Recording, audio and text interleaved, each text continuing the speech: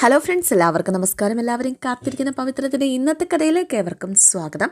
അങ്ങനെ നമ്മുടെ ദീപ്തിയോട് കല്യാണക്കാര്യത്തെക്കുറിച്ച് സംസാരിക്കുകയാണ് ദീപ്തിയുടെ അച്ഛൻ. കല്യാണക്കാരൊന്നും വേണ്ട, കല്യാണമൊന്നും വേണ്ട, അപ്പോൾ ആരും പെണ്ണ് കാണാനും വരണ്ട എന്ന രീതിയിലാണ് ദീപ്തി സംസാരിക്കുന്നത്. അങ്ങനെ അച്ഛൻ പറഞ്ഞു, എൻ്റെ ഒരു സുഹൃത്തിൻ്റെ മകനാണ്, സുഹൃത്ത് വഴി വന്ന ആലോചനയാണ്, നമുക്കൊന്ന് കണ്ടു കളയാം. വേണ്ട, അതിൻ്റെ ഒന്നും ആവശ്യമില്ല, അത് നീയാണോ തീരുമാനിക്കുന്നത് എന്നും ചോദിച്ച് ശ്രീകാന്ത് വന്നു. കല്യാണം കഴിക്കേണ്ടത് ഞാനല്ലേ, അല്ലാതെ ചേട്ടനാണോ എന്നും ചോദിച്ച് ദീപ്തി ശ്രീകാന്തിനോട് തട്ടിക്കീറാണ്. തർക്കുത്തരം പറഞ്ഞാൽ തർക്കുത്തരം പറഞ്ഞാൽ തല്ല് വെച്ച് തരും. ചേട്ടൻ എന്താ, എനിക്ക് കല്യാണം കഴിക്കുകയല്ല വേണ്ടത്, എനിക്ക് കോഴ്സ് കംപ്ലീറ്റ് ചെയ്യണം, ഏതെങ്കിലും ഹോസ്പിറ്റലിൽ ജോയിൻ ചെയ്യണം. ഓ, നീ ഇനി കൗൺസിലിംഗ് ചെയ്ത ആളുകളെ നന്നാക്കാത്തതിൻ്റെ കുറവേ ഉള്ളൂ എന്ന് ശ്രീകാന്ത് പറയാണ്. കല്യാണത്തെക്കുറിച്ച് എന്ത് പറഞ്ഞാലും ഇവൾക്കിതാ സ്വഭാവം. നീ ഇനി വല്ലവരെയും കണ്ടുവച്ചിട്ടുണ്ടോ? എപ്പോൾ നോക്കിയാലും ഫോണും കൊണ്ട് റൂമിൽ കഥക അടച്ചിരിക്കുന്നത് കാണാം, അതുകൊണ്ട് ചോദിച്ചതാ എന്ന് പത്മ ഇങ്ങനെ പറയാണ്. അമ്മ ആദ്യം ഈ CID പണി അങ്ങ് നിർത്ത് എന്ന് ദീപ്തി പറഞ്ഞപ്പോൾ, ഒരുത്തി ഉണ്ടാക്കിയ നാണക്കേടിൻ്റെ കൂടെ നീയും കൂടെ എന്തെങ്കിലും വരുത്തി വെച്ചാലുണ്ടല്ലോ. അപ്പോഴേക്കും ശങ്കരനാരായണൻ പറഞ്ഞു, അവൾ അങ്ങനെയുള്ള കുരുത്തക്കേടൊന്നും കാണിക്കില്ല അല്ലേ മോളെ? ദീപ്തി ഒന്നും മിണ്ടുന്നില്ല. ഏതായാലും അവരൊന്നും വന്ന് കണ്ടു പോയിക്കോട്ടെ, നിനക്ക് താല്പര്യമില്ലെങ്കിൽ നമുക്ക് നടത്തണ്ട. എന്തേ, ഒരു രസത്തിന് വേണമെങ്കിൽ അച്ഛൻ അവരോട് വരാൻ പറഞ്ഞോ, ഞാൻ ആ ചായ കൊടുത്ത് അവരെ പറഞ്ഞു വിട്ടോളാം. പക്ഷേ ആര് തന്നെ ആയാലും ഞാൻ വിവാഹം കഴിക്കുന്ന ഒരു പ്രതീക്ഷയൊന്നും നിങ്ങൾക്ക് വേണ്ട, അത് നടക്കത്തില്ല. അതെന്താടി, അമ്മ ചോദിച്ച പോലെ നിൻ്റെ മനസ്സിൽ ആരെങ്കിലും ഉണ്ടോ? അതിന് ഉത്തരവില്ല കേട്ടോ ദീപ്തിക്ക്. ദീപ്തി ഒന്നും മിണ്ടാതിരിക്കുക. ശരി, നീ പൊക്കോ എന്ന് അച്ഛൻ പറഞ്ഞു. അങ്ങനെ ദീപ്തി പോകാനായിട്ട് തുടങ്ങാണ്. അപ്പോൾ അച്ഛൻ ചോദിച്ചു, വേദ നിന്നെ കാണാൻ വന്നത് എന്തിനാ ദീപ്തി? അപ്പോൾ ശ്രീകാന്ത് ചോദിച്ചു, വേദ ഇങ്ങോട്ട് വന്നായിരുന്നോ? എപ്പോൾ? അത് ഇന്നലെയാ, ഇവിടെ സ്വപ്നം കണ്ടിട്ട് കാണാൻ വേണ്ടി വന്നതാ. നിന്നോടല്ലല്ലോ പത്മ ഞാൻ ചോദിച്ചത്, ദീപ്തിയോടല്ലേ. പറ, എന്തിനായിരുന്നു വേദ വന്നത്? അത് വെറുതെ വന്നതാ അച്ഛാ, അല്ലാതെ പ്രത്യേകിച്ചൊന്നും പറഞ്ഞില്ല അല്ലേ? ഇല്ല അച്ഛാ, പ്രായമായ പെങ്ങൾക്കൊക്കെ അവരുടേതായ ഒരു ലോകം ഉണ്ടാകും. അച്ഛനും അമ്മയ്ക്കും അവരാ ലോകത്തിലേക്ക് പ്രവേശനം നൽകണമെന്നില്ല. പക്ഷെ കൂടെപ്പുറപ്പായ പെൺകുട്ടികൾക്ക് പരസ്പരം എല്ലാം അറിഞ്ഞു എന്ന് വരും. അങ്ങനെ നിൻ്റെ ഏതെങ്കിലും രഹസ്യം അറിഞ്ഞിട്ടാണോ വേറെ ഇവിടെ വന്നത് എന്നാണ് എൻ്റെ ചോദ്യം. അപ്പോഴേക്കും ദീപ്തി ഒന്നും മിണ്ടാതെ ഇങ്ങനെ നിൽക്കുക. ആണോ? അല്ലച്ചാ, ഇനി അഥവാ എന്തെങ്കിലും ഉണ്ടെങ്കിൽ അത് മുളയിലേ നുള്ളിക്കോണം, പറഞ്ഞില്ല എന്ന് വേണ്ട എന്നൊരു ഭീഷണിയായിരുന്നു ശങ്കരനാരായണൻ നൽകിയത്. അങ്ങനെ ദീപ്തി മുകളിലേക്ക് കയറിപ്പോണ സമയത്ത് ദീപ്തി ഓർക്കുന്നത് ഈ വരുണിനെ മുട്ടിയ നിമിഷങ്ങളാണ്. എങ്ങനെയാണ് വരുണുമായിട്ട് റിലേഷനിലായത് എന്നാണ്. അങ്ങനെ ഇൻറ്റേൺഷിപ്പുമായി ബന്ധപ്പെട്ട് ദീപ്തി ഹോസ്പിറ്റലിൽ എത്തിയപ്പം ഇങ്ങനെ സൈക്കോളജിക്കലി പ്രശ്നമുള്ള ആൾക്കാരെ പരിചയപ്പെടാനായിട്ടും അവരോട് മിങ്കിൾ ചെയ്യാനൊക്കെ ആയിട്ട് വരുണിനെ സെലക്ട് ചെയ്ത് കൊടുക്കുകയാണ്. അങ്ങനെ ഡോക്ടർ വന്ന് വരുണിനോട് പറഞ്ഞു, ഈ കുട്ടി ഇൻറ്റേൺഷിപ്പിന് വന്നതാണ്, വേണമെങ്കിൽ വരുണിനൊന്ന് സംസാരിക്കാം. ഡോക്ടർ സംസാരിച്ചോളാനായിട്ട് അനുവാദം കൊടുത്തു. പുള്ളി ഒന്നും പറഞ്ഞില്ല, വരുണൊന്നും മിണ്ടിയില്ല. ഹലോ എന്ന് മാത്രം ദീപ്തി പറഞ്ഞപ്പോഴേക്കും ഹലോ എന്ന് പറഞ്ഞു. അതെ, ഒന്ന് പരിചയപ്പെടുമ്പം ഒരു വാംതൊക്കെ ആവാം. ഞങ്ങൾ 10ഓളം സ്റ്റുഡൻസിൻ്റെ ബാച്ചാണ് ഇൻറ്റേൺഷിപ്പിന് വന്നിരിക്കുന്നത്. ഡിപ്രഷനോ അതിൻ്റെ സ്വഭാവമുള്ള മറ്റവസ്ഥകളിലോ കടന്നു പോകുന്നവരുമായിട്ട് സംസാരിക്കുക, അവരുമായിട്ട് കുറച്ച് മാനസികമായിട്ട് അവരെ റിലാക്സ് ചെയ്യിപ്പിക്കുക എന്നതായിരുന്നു ഉദ്ദേശം. വരുൺ എന്തെങ്കിലും പറയാനുണ്ടോ? വരുൺ തലകുലുക്കുക മാത്രമേ ചെയ്യുന്നത്, എന്നിട്ട് തിരിഞ്ഞു കിടക്കുക. ഇപ്പോൾ കുറച്ച് ദിവസമായിട്ട് ഇങ്ങനെയാണ്, ഒന്നും സംസാരിക്കാറില്ല. ഇവിടുത്തെ സൈക്കോളജിസ്റ്റ് സംസാരിക്കുന്നുണ്ട്. ഒരു കേസ് സ്റ്റഡിയുടെ ഭാഗമായിട്ട് കുട്ടിക്ക് ഞാൻ ഇൻട്രൊഡ്യൂസ് ചെയ്തു എന്നേ ഉള്ളൂ. അങ്ങനെ അവർ ഇറങ്ങിപ്പോകുന്ന വഴിക്ക് ദീപ്തി തിരിഞ്ഞു നോക്കുന്നുണ്ട്. അപ്പോഴും വിദൂരതയിലേക്ക് നോക്കിക്കിടക്കുന്ന വരുണിനെയാണ് കാണുന്നത്.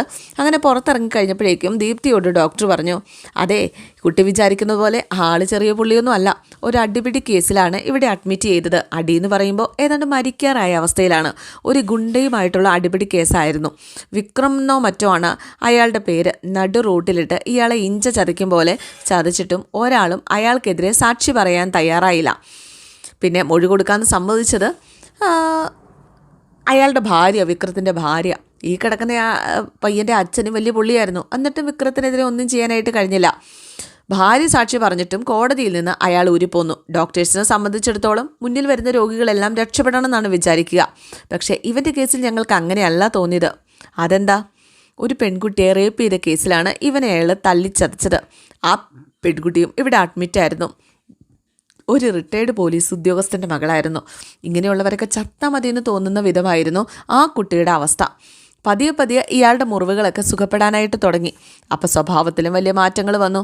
എപ്പോഴും കരച്ചിൽ തന്നെ കരച്ചിൽ. എന്തെങ്കിലും കൈ കിട്ടിയാൽ അതെടുത്ത് സ്വയം മുറിവേൽപ്പിക്കും.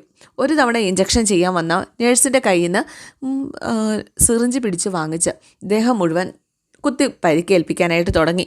വളരെ ശ്രമപ്പെട്ടാണ് ഞങ്ങൾ അത് നിയന്ത്രിച്ച്. ചെയ്തതിലുള്ള കുറ്റബോധമാണോ കാരണം? യെസ്, ആ സംഭവം നടക്കുമ്പോൾ അതിന് ഡ്രഗ്സിന് അടിമയായിരുന്നു. ഇവിടെ വന്നു കഴിഞ്ഞപ്പോൾ അയാൾ ഒരു ഡിപ്രഷൻ സ്റ്റേജിലേക്ക് പോകാനായിട്ട് തുടങ്ങി. ഞാനൊരു വലിയ തെറ്റാണെന്നും ഈ ലോകത്ത് തൻ്റെ ആവശ്യമില്ല എന്നും താൻ ഇല്ലാണ്ടായിട്ടുണ്ടെങ്കിൽ മറ്റുള്ളവർക്ക് ഈ ലോകത്തിനും നല്ലതാണ് എന്നൊക്കെയാണ് വരുണിൻ്റെ ചിന്ത. ചെയ്ത കാര്യങ്ങളെ ഇപ്പോൾ അയാൾ വല്ലാണ്ട് വേട്ടയാടുന്നുണ്ട്. കുറച്ച് ദിവസം മുമ്പ് ഇവിടെ വെച്ച് തന്നെ വരുണിന് നേരെ വീണ്ടും ആക്രമണം ഉണ്ടായി. ഇവിടെ വെച്ചോ? സെയിം ടീം തന്നെ ആയിരിക്കാം. പക്ഷെ ആരെയും പിടിക്കാനൊന്നും പറ്റിയില്ല. ഞാനൊന്ന് ഇൻട്രൊഡ്യൂസ് ചെയ്തു എന്നേ ഉള്ളൂ. ഇപ്പോഴത്തെ രീതി കണ്ടിട്ട് അയാളെ സംസാരിക്കാനൊന്നും താല്പര്യമില്ല. ഞാനൊന്ന് ശ്രമിച്ചു നോക്കാം. ബെസ്റ്റ് ഓഫ് ലക്ക് എന്ന് അവർ പറഞ്ഞു കേട്ടോ. എന്നിട്ട് വരുണിനരികിലേക്ക് ചെന്നു. വരുൺ തിരിഞ്ഞിങ്ങനെ കിടക്കായിരുന്നു. വരുണിനരികെ പതുക്കെ ദീപ്തി ഇങ്ങനെ പോയിരുന്നു. വരുൺ തിരിഞ്ഞു നോക്കിയിട്ട് വീണ്ടും തിരിഞ്ഞു കിടന്നു. വരുണിനെ ഞാൻ എങ്ങനെയെങ്കിലും സഹായിക്കേണ്ടതുണ്ടോ എന്നിങ്ങനെ ചോദിച്ചു. അപ്പോഴേക്കും വരുൺ തിരിഞ്ഞിങ്ങോട്ട് കിടന്നു. ജീവിതം അവസാനിപ്പിക്കുന്നതിനെക്കുറിച്ചാണ് വരുൺ എപ്പോഴും ആലോചിക്കുന്നത് എന്ന് ഡോക്ടർ പറഞ്ഞു. ശരിയാണോ? അത് ഞാൻ ചെയ്തിരിക്കും. ഇവിടുന്ന് പോകുന്നതിന് മുമ്പ് അത് ഞാൻ ചെയ്തിരിക്കും. അതുറപ്പാ. അങ്ങനെ പെട്ടെന്നങ്ങ് അവസാനിപ്പിച്ച് പോയത് കൊണ്ട് വരുണിന് ആശ്വാസം കിട്ടുമോ? കുറേ പേർക്ക് ആശ്വാസം കിട്ടും. പ്രത്യേകിച്ച് അവൾക്ക് ആശ്വാസം കിട്ടും. ഞാൻ അറിയാതെ അവളെ എന്നും പറഞ്ഞുകൊണ്ട് വരുൺ പൊട്ടിക്കരയാണ്. ആ കുട്ടിയോട് സോറി പറയാതെ വരുണിൻ്റെ ജീവിതം അവസാനിപ്പിച്ച വരുണിന് ആശ്വാസം കിട്ടുമെന്ന് തോന്നുന്നുണ്ടോ? വരുണിൻ്റെ ആത്മാവിന് ശാന്തി കിട്ടുമെന്ന് തോന്നുന്നുണ്ടോ? ആ കുട്ടിയോടൊരു സോറി പറയാൻ ഞാൻ വരുണിനെ സഹായിക്കട്ടെ എന്ന് ചോദിച്ചു. സഹായിക്കട്ടെ? അപ്പോഴേക്ക് വരുൺ ആ ദീപ്തിയെ കൈകൂപ്പി കാണിക്കാണ് കേട്ടോ, സഹായിക്കണം എന്ന രീതിയിൽ. പിന്നെ ഒരു ദിവസം വരുണിനരികിലേക്ക് ദീപ്തി ചെല്ലുക. ഗുഡ് മോർണിംഗ് എന്നൊക്കെ പറഞ്ഞു. വരുൺ തിരിച്ച് ഗുഡ് മോർണിംഗ് ഒന്നും പറഞ്ഞില്ല. വരുണിന് ആ കുട്ടിയോട് സോറി പറയാൻ കുറച്ചുകൂടി കാത്തിരിക്കേണ്ടി വരും. അത്രയും കാലം കൂടി വരുണിന് ആയുസുണ്ട് എന്നാണ് അർത്ഥം. സാരമില്ല, ഒരാളോട് സോറി പറയാൻ വേണ്ടിയിട്ടേ കുറച്ച് കാലം കൂടി ജീവിച്ചിരിക്കുന്ന നോർക്കുമ്പോൾ ഒരു സുഖമുള്ള കാര്യമല്ലേ അല്ലേ? അപ്പോഴേക്കും വരുണൊന്നിച്ച് പുഞ്ചിരിക്കുക. മുഖത്തൊരു ചിരി കണ്ടല്ലോ, സന്തോഷം, സമാധാനം. അങ്ങനെ ഒരുപാട് വർത്താനം പറഞ്ഞു ദീപ്തിയും വരുണും കൂടിയിട്ട്. കൂടുതലും സംസാരിക്കുന്നത് ദീപ്തിയാണ്. വരുൺ ഇങ്ങനെ എല്ലാം കേട്ടോണ്ടിരിക്കുകയാണ് കേട്ടോ. ഞാൻ പറയുന്നത് ഇങ്ങനെ കേട്ടിരിക്കുന്നു എന്നല്ലാതെ ഉള്ളിലോട്ട് എന്തെങ്കിലും കയറുന്നുണ്ടോ? അപ്പോൾ വരുൺ തലകുലുക്കി. എന്നാ നല്ലത്, വരട്ടെ എന്ന് ചോദിച്ച് ദീപ്തി പോവാണ്. അങ്ങനെ ഒരു ദിവസം വരുൺ കാത്തിരിക്കുകയാണ്. ദീപ്തി ആ കുട്ടിയെ കൊണ്ട് സോറി പറയാതിരിക്കാനായിട്ട് വരാമെന്ന് വാക്ക് കൊടുത്തിട്ടുണ്ട്. അങ്ങനെ ദീപ്തി ഒരു ബൊക്കയൊക്കെ ആയിട്ടാണ് കയറി വന്നത്. അപ്പോൾ വരുൺ ഇങ്ങനെ പുറകിലേക്ക് നോക്കുക. അയ്യോ സോറി വരുൺ, ആ കുട്ടിക്ക് വരാനായിട്ട് സാധിച്ചില്ല, ഒരല്പം കൂടി കാത്തിരിക്കേണ്ടി വരും. അതായത് ലൈഫ് കുറച്ചുകൂടെ നീട്ടി കിട്ടി എന്നർത്ഥം. എന്നിട്ട് ആ ബൊക്ക വരുണിൻ്റെ നേരെ നീട്ടുക. Many happy returns of the day എന്നും പറഞ്ഞുകൊണ്ട് വരുണിന് സമ്മാനം കൊടുക്കുക. വരുണിൻ്റെ പിറന്നാളാണെന്നും അമ്മ അനിയത്തിയൊക്കെ വന്നു പോയെന്നും ഡോക്ടർ പറഞ്ഞു. എന്നാൽ പിന്നെ എൻ്റെ വക ഒരു പൂച്ചെണ്ടി ഇരിക്കട്ടെ എന്ന് കരുതി. താങ്ക് യു എന്ന് വരുൺ പറഞ്ഞപ്പോൾ എന്നോട് വരുൺ പറയുന്ന ഫസ്റ്റ് വേർഡാട്ടോ ഇത്, താങ്ക് യു എന്ന്. വരുൺ ഇപ്പോൾ എന്നോട് പറഞ്ഞതും അതുപോലെ തന്നെ വരുൺ ആ കുട്ടിയോട് പറയാനായിട്ട് കാത്തിരുന്നതുമായ 2 വാക്കുകളുടെ വാല്യൂ ഓർത്തിട്ടുണ്ടോ വരുൺ? ശരിക്കും ഒരു മനുഷ്യൻ ജീവിതത്തിൽ ഒരു മനുഷ്യൻ ശരിക്കും ഈ വാക്കുകളുടെ വാല്യൂ മാത്രം പക്ഷിയാൽ മതി. സോറി, താങ്ക് യു, ക്ഷമ ചോദിക്കാനും നന്ദി പറയാനും കഴിഞ്ഞാൽ ഒരു മനുഷ്യൻ്റെ ജീവിതം മനോഹരമാകും വരുൺ, ഒരുപാട് മനോഹരമാകും. അത് പക്ഷേ ആത്മാർത്ഥമായിട്ട് ആയിരിക്കണമെന്ന് മാത്രം. അങ്ങനെ വീണ്ടും ഒരുപാട് കാര്യങ്ങൾ ദീപ്തി ഇൻജക്റ്റ് ചെയ്യുന്ന പോലെ വരുണിനെ പറഞ്ഞ് മനസ്സിലാക്കുകയാണ്. ഞാൻ പറയുന്നത് വല്ലതും വരുൺ കേൾക്കുന്നുണ്ടോ എന്നിങ്ങനെ ചോദിച്ചപ്പോൾ നിങ്ങൾ പറയുന്നത് മാത്രമേ ഞാനിപ്പോൾ കേൾക്കുന്നുള്ളൂ, നാളെയും നിങ്ങൾ വരുമോ എന്ന് വരുൺ ചോദിച്ചു. അപ്പോൾ ദീപ്തി പറഞ്ഞു, അപ്പം ജീവിച്ചിരിക്കാൻ ഒരു കാരണം കൂടി ആയില്ലേ, ഞാൻ നാളെയും വരാം എന്ന് പറഞ്ഞിട്ടാണ് ദീപ്തി പോകുന്നത്. ദീപ്തി ഇങ്ങനെ ഓരോ കാര്യങ്ങളിൽ നിന്ന് ഓർക്കുന്നതായിട്ട് കാണിക്കുന്നുണ്ട്. ഫ്ലാഷ് ബാക്കാണിത്. പിന്നെ കാണിക്കുന്നത് വേദയുടെ വീടാണ്. വേദയുടെ വീടല്ല, നമ്മുടെ വിക്രത്തിൻ്റെ വീട്. ഇപ്പോൾ വേദയുടെ വീടെന്ന് തന്നെ പറയേണ്ടി വരും. നമ്മുടെ ശ്രീജ ഇരുന്ന് കണക്കൊക്കെ കൂട്ടുക. അപ്പോൾ വിശ്വം വന്നിട്ട് ചോദിച്ചു, എന്താ ഇത് നമ്മുടെ ശ്രീ പ്രൊഡക്ട്സിൻ്റെ കണക്ക്. എല്ലാ ദിവസവും രാത്രി ഇങ്ങനെ കണക്ക് കൂട്ടിയാൽ കിട്ടുന്ന പൈസ കൂടുന്നു തോന്നണുണ്ടോ? എന്നാലും നമ്മുടെ സ്വന്തം ബിസിനസ് അല്ലേ, പുറത്ത് എത്ര പൈസ കിടക്കുന്നുണ്ട്, എത്ര ടോട്ടൽ ഇറങ്ങിയിട്ടുണ്ട്, അടുത്ത തവണ എത്ര തുക വീണ്ടും ഇറക്കണം എന്നൊരു ധാരണയൊക്കെ വേണ്ടേ? ചുരുങ്ങിയ ദിവസം കൊണ്ട് തന്നെ നിനക്ക് വലിയ ബിസിനസ് പ്ലാനുകളൊക്കെ ആയില്ലോ. ഇതൊക്കെ എന്ത് പ്ലാൻ? കയ്യിൽ നിന്ന് നഷ്ടം വരാതെ മുന്നോട്ട് പോകാൻ ആദ്യം നോക്കണം. അതിനുശേഷം കുറച്ച് ലാഭം, പിന്നെ കുറച്ചുകൂടി വലുതായതിനു ശേഷം ഡിസ്ട്രിബ്യൂഷൻ, പിന്നെ മോട്ടോർ സൈക്കിളിൽ കൊണ്ട് കൊടുക്കുന്നതിന് പകരം ഒരു പഴയ ഓട്ടോയോ മറ്റോ എടുത്ത് ഒരാളെ കൂടി ഓടിക്കാൻ വെച്ചുകൊണ്ട് കൊടുത്തു തുടങ്ങാം. പിന്നെ ഒരു ചെറിയ വാൻ, പിന്നെ ഓഫീസ്, ഫാക്ടറി, ലോറികൾ, ഒരുപാട് ജീവനക്കാർ. ശ്രീ പ്രൊഡക്ട്സ് കേരളം മൊത്തം എത്തിക്കാനുള്ള പരിപാടിയാണല്ലോ നിനക്ക്. കളിയാക്കല്ലേ വിശേട്ടാ. അന്ന് ബാങ്കിൽ നിന്ന് ലോൺ റെഡിയാക്കി ഇറങ്ങുമ്പോൾ വേറെ വിഷ് ചെയ്തതും അതാണ്, നമുക്ക് ഒരു ഓഫീസും ഫാക്ടറിയൊക്കെ ഉണ്ടാവണമെന്ന്. അതെ, കുന്നോളം സ്വപ്നം കാണണം, കുന്നിക്കുരുവെങ്കിലും കിട്ടാനെന്നല്ലേ. അപ്പോൾ ശ്രീജ പറഞ്ഞു, അതെ, കിട്ടിയ കുന്നിക്കുരു പാഴാക്കാതെ കൊണ്ടു നടന്നാലേ പിന്നീട് കുന്നോളം നേടാൻ പറ്റുള്ളൂ. വേദയുടെ നല്ല മനസ്സ്. വേദ ഇന്ന് എന്നോട് ഒരുപാട് സങ്കടം പറഞ്ഞു എന്ന് ശ്രീജ പറഞ്ഞപ്പോൾ അനീതിയുടെ കാര്യമാണ്. അതെ വിശ്വേട്ടാ, ആ പയ്യൻ ആരാണെന്ന് വിശ്വേട്ടന് മനസ്സിലായോ? നമ്മൾ അറിയുന്ന ആരെങ്കിലും ആണോ? വിക്രം ഒരു പയ്യനുമായിട്ട് അടിയുണ്ടാക്കിയ കേസില്ലേ, ആ വാസവൻ്റെ കേസ്. അവനോ? അവൻ തന്നെ. ഇതെങ്ങനെയാ അവൻ്റെ കയ്യിൽ ചെന്ന് പറ്റൂ? എനിക്കറിയില്ല വിശ്വേട്ടാ. അതറിഞ്ഞപ്പോൾ മുതൽ വേദ വലിയ സങ്കടത്തിലാണ്. അവനിനി മനഃപൂർവ്വം അവളെ വശത്താക്കാൻ നോക്കുന്നതാണോ? അതാണ് വേദയുടെയും സംശയം. അങ്ങനെയാണെങ്കിൽ അത് അപകടമാണല്ലോ. വിക്രുവായിട്ടുള്ള പ്രശ്നത്തിന് വേദയുടെ അനിയത്തിയോട് പ്രതികാരം ചെയ്യാനായിട്ട് ശ്രമിക്കുമോ? മനുഷ്യരെങ്ങനെയൊക്കെ ആലോചിക്കുന്നതെന്ന് നമുക്ക് പറയാൻ പറ്റില്ലല്ലോ. അല്ല, വിക്രു ഇതറിഞ്ഞോ? വാസവൻ്റെ മകനെ ആ പയ്യെന്ന് അവൻ തന്നെയാണ് പറഞ്ഞത്. അവൻ മലയ്ക്ക് പോകാനായിട്ട് മാലയിട്ടത് നന്നായി, ഇല്ലെങ്കിൽ മറ്റൊരു വഴക്കായനെ. അല്ല, മലയ്ക്ക് പോയാലും ഇങ്ങോട്ട് തന്നെയല്ലേ തിരിച്ചു വരിക. അതിന് മുമ്പ് എന്തെങ്കിലും ഒരു തീരുമാനത്തിലെത്തുവാണെങ്കിൽ അതിനാ കുട്ടിയല്ലേ തീരുമാനിക്കുന്നത്. നമുക്ക് ആ കുട്ടിയോടൊന്ന് സംസാരിച്ച് നോക്കിയാലോ? അതുകൊണ്ടൊക്കെ ഫലം ഉണ്ടാവുമോ ശ്രീജെ? അല്ല, നമ്മളാ കഴിയുന്നത് ചെയ്തു എന്ന് സമാധാനിക്കാലോ. എവിടെ പോയി കാണും? വീട്ടിൽ പോകണ്ട, പുറത്ത് വെച്ച് കാണാം. കോളേജിനടുത്തുള്ള ബസ് സ്റ്റോപ്പിൽ വെച്ച് നമുക്ക് സംസാരിച്ചാലോ? എന്നാൽ പിന്നെ നീ പറയുന്നത് പോലെ. പിന്നെ വിക്രത്തെയാണ് കാണിക്കുന്നത്. വിക്രം ഓരോന്ന് ആലോചിച്ചുകൊണ്ട് കട്ടിലിങ്ങനെ കിടക്കാണ്. അപ്പോഴേക്കും വേദ അങ്ങോട്ടേക്ക് വന്നു. വിക്രം പതുക്കെ എഴുന്നേറ്റു. ഞാൻ നിന്നെ കാത്തിരിക്കുകയായിരുന്നു എന്ന് പറഞ്ഞപ്പം, അപ്പോൾ ഒന്ന് കണ്ട് ഗുഡ് നൈറ്റ് പറഞ്ഞില്ലെങ്കിൽ ഉറക്കം വരില്ല അല്ലേ? ദേ മാലയിട്ട് പോയി, ഇല്ലായിരുന്നെങ്കിൽ മറുപടി ഞാൻ തന്നേനെ. അതാണല്ലോ എൻ്റെ ധൈര്യവും എന്ന് വേദ പറഞ്ഞു. അങ്ങനെ വേദ പതുക്കെ അവിടെ ഇരുന്നു. ഇനി നിങ്ങൾ പറഞ്ഞോളി, എന്തിനാ കാത്തിരുന്നത്? അതെ, പറയേണ്ടത് നീയല്ലേ.